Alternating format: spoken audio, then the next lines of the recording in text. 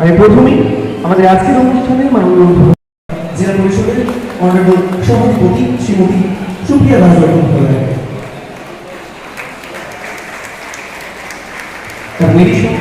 আজ এই অনুষ্ঠানের সঙ্গে সমস্ত অতিথি বন্ধুরা